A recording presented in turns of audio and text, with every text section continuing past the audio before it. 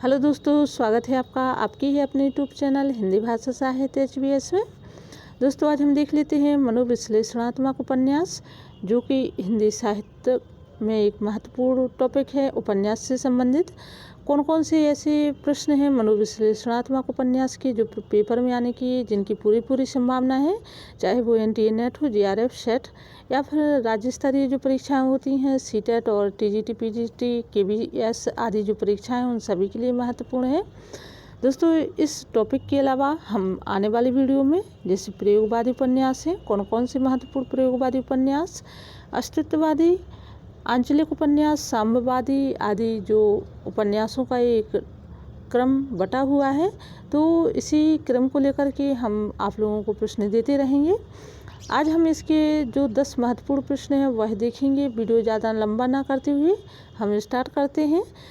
प्रश्न है, Sigmund Freud, Adler, Jung, Stekel, Ellis, Havelock इत्यादि प्रसिद्ध पाश्चात्य विचारकों का गहरा असर हिंदी की किस उपन्यास धारा पर पड़ा है? तो दोस्तों, इसका सही उत्तर है मनोविश्लेषणात्मक धारा पर पड़ा है। हम अगला प्रश्न देख लेते हैं। जैनेन्द्र अज्ञे, इलाचंद जोशी, भगवती चरण वर्मा, डॉक्टर देवराज इत्यादि किस उपन्यास धारा के लेखक हैं? तो दोस्तों, इसका सही उत्तर है मनोविश्लेषणवादी उपन्यास धारा के ये जो है लेखक हैं। अगला प्रश्न है, प्रेत और छाया, सन्यासी, पर्दे की रानी, मुक्तिपथ, सुबाई की फूल इत्यादि व्यक्ति के असामान्य आचरण, व्यवहार और दमित कामनाओं का चित्रण करने वाले मनोविश्लेषणात्मक उपन्यासों का लेखक कौन है? तो दोस्तों, इसका सही उत्तर है प्रेत और छाया, सन्यासी, पर्दे की रानी, मुक्तिपथ, सुबाई की फूलें इत्यादि जो उपन्यास हैं वो इलाचंद जोशी के उपन्यास हैं का इसका राइट आंसर है। और दोस्तों देखिए, इसमें जो दिया है क्या बताया गया है कि इन उपन्यासों में क्या दिया गया है, व्यक्ति के असामान्य आचरण, व्यवहार और दमित कामनाओं का चित्रण करने वाले मनोविश्लेषणात्मक उपन्यास।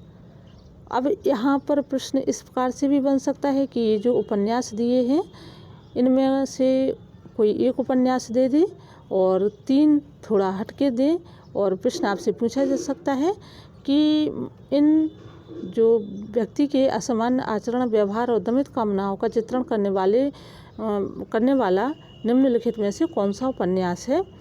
तो ऐसे आपको याद रखना है कि जो इलाचंद जोशी के उपन्यास है वो इसी जो है मानसिक दुविधाओं से युक्त उपन्यास इन्होंने लिखे हैं। अब हम अगला प्रश्न देख लेते हैं। फ्रायडियन मनोविश्लेषणवाद किससे प्रभावित उपन्यासों, टेढ़े मेढ़े रास्ते, आखिरी दाव, चित्रलेखा जैसे उपन्यासों का लेखक कौन है? तो इसका सही उत्तर है, आप लोग भी इसका राइट आंसर लगाते जाइए, इसका सही उत्तर है भगवती चरण वर्मा। नेक्स्ट क्वेश्चन है, नगरीय जीवन की व्यक्तित्व केंद्रित समस्याओं का मनोवैज्ञानिक पड़ताल करने वाले उपन्यास परख, सुनीता, त्यागपत्र और कल्याणी के रचनाकार कौन है? तो इसका सही उत्तर है जैनेन्द्र खा, इसका राइट आंसर है।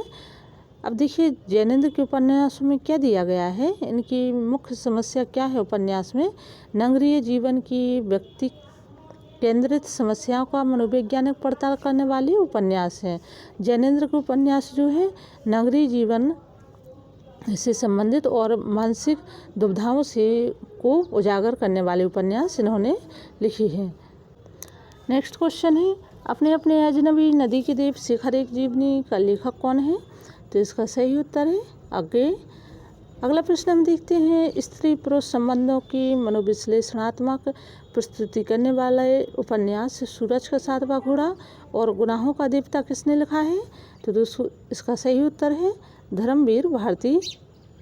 ये जो है ये भी उपन्यास जो है मनोविश्लेषणात्मक प्रस्तुति करने वाले उपन्यास हैं। तो ये आपको याद रखना है कि सूरज का 7वां घोड़ा और गुनाहों के देवता इसी कोटि के उपन्यास हैं। अगला हम प्रश्न देख लेते हैं, शिक्षित मध्यम वर्ग के करुण यथार्थ का मनोवैज्ञानिक चित्रण करने वाले उपन्यास जो हैं पथ की खोज, बाहर भीतर, अजय की डायरी को किसने लिखा है? तो दोस्तों इसका सही उत्तर है, आप लोग इसका राइट आंसर बताइए। इसका सही उत्तर है डॉक्टर देवराज का इसका सही उत्तर है। नेक्स्ट क्वेश्चन हम देख लेते हैं। निर्मल वर्मा का प्रसिद्ध मनोविश्लेषणात्मक उपन्यास कौन सा है? तो इसका राइट आंसर है बेदिन, इसका सही उत्तर है। निर्मल वर्मा का जो मनोविश्लेषणात्मक उपन्यास है वह बेदिन, इसका राइट आंसर है। अगला हम प्रश्न देखते हैं। रचना एवं रचनाकार का कौन सा युग्म सही नहीं है? तो यहाँ पर जो है रचनाएं दी हुई हैं और ये बताया गया है कि इसका युग्म कौन सा सही नहीं है। तो आप लोग भी इसका सही उत्तर बताइए। इसका राइट आंसर होगा सभी सही हैं, घ इसका सही है। यहाँ पर ये बताया गया है तंतुजाल डॉक्टर रघुवंश ये सही है। लौटती लहरों की बांसुरी भारत भूषण अग्रवाल ये भी सही है। सोया हुआ जल सर्वेश्वर दयाल सक्सेना ये भी सही है। और सांचा प्रभाकर वाजपेयी, चारों जो है सही है। तो दोस्तों आज के लिए आप लोगों के 10 इम्पोर्टेंट मनोविश्लेषणात्मक उपन्यास कंप्लीट होते हैं।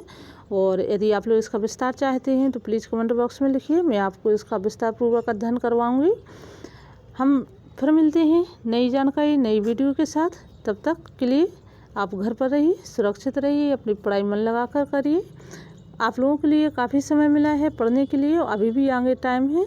तो कोशिश करिए कि आप लोग यदि वीडियो सुनते ही रहेंगे तो उतने में ही आपका बहुत ही ज़्यादा जो है टॉपिक कवर होंगे। तो फिर मिलते हैं, धन्यवाद।